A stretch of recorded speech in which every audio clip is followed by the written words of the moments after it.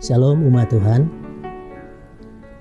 Raja Daud dalam Mazmur pasal 23 ayat yang pertama memperkenalkan Tuhan sebagai gembala. Hubungan antara Tuhan dan umatnya di dalam Alkitab salah satu digambarkan antara domba dan gembala. Bahkan Yesus sendiri berkata, "Aku adalah gembala yang baik." Karena saudara dan saya memiliki gembala yang baik, sudah seharusnya kita menjadi domba yang baik. 3 hal tentang menjadi domba yang baik umat Tuhan. Yang pertama, dalam Injil Yohanes pasal yang ke-10 ayat yang ke-11. Akulah gembala yang baik. Gembala yang baik memberikan nyawanya bagi domba-dombanya. Domba yang baik yang pertama adalah menghargai pengorbanan gembalanya. Gembala sudah berkorban bagi domba-dombanya. Gembala sudah memberikan nyawanya bagi domba-dombanya. Sudah menjadi tanggung jawab kita untuk tidak menyia-nyiakan pengorbanan gembala. Sebab itu mari tinggalkan hidup kita yang sia-sia. Kita hargai apa yang Tuhan Yesus sudah lakukan kepada kita. Kita ditebus bukan dengan barang yang fana. Kita dibayar dosa dan kesalahan kita bukan dengan emas dan perak, tapi lewat pengorbanan Kristus di kayu salib. Domba yang baik adalah domba yang menghargai pengorbanan gembalanya. Yang kedua, Yohanes pasal 10 ayat yang ke-14.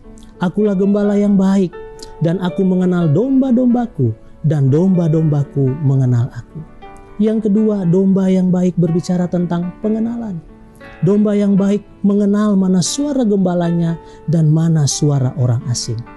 Dalam Injil Matius pasal 14 ayat 22-23 diceritakan murid-murid yang ada di dalam perahu di tengah danau sedang ada di dalam gelombang dan angin.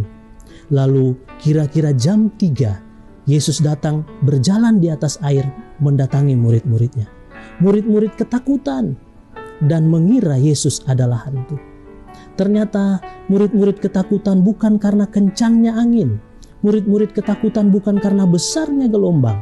Murid-murid ketakutan karena tidak mengenal Yesus, mengira Yesus adalah hantu. Yang paling berbahaya dalam hidup ini bukan besarnya pergumulan. Yang paling berbahaya dalam hidup ini bukan besarnya kesulitan hidup.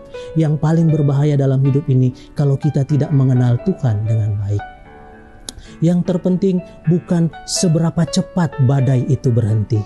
Yang terpenting adalah mengenal Tuhan yang baik di tengah badai. Yang ketiga, yang terakhir, Injil Yohanes 10 ayat 16, ada lagi padaku domba-domba lain yang bukan dari kandang ini. Domba-domba itu harus kutuntun juga, dan mereka akan mendengarkan suaraku, dan mereka akan menjadi satu kawanan dengan satu gembala. Perhatikan baik umat Tuhan, satu kawanan. Yang ketiga, domba yang baik menghargai persekutuan. Domba diciptakan bukan untuk hidup sendiri. Domba didesain untuk hidup bersama dalam satu kawanan, bukan hidup terpisah. Sebagai domba yang baik, mari menjaga persekutuan dengan saudara seiman. Mari menjaga persekutuan kita dengan pemimpin-pemimpin rohani. Karena domba yang tersesat, domba yang terpisah adalah domba yang paling mudah untuk dimangsa oleh binatang buas. Biar Tuhan menolong setiap kita menjaga persekutuan kita dengan saudara seiman. Tuhan memberkati.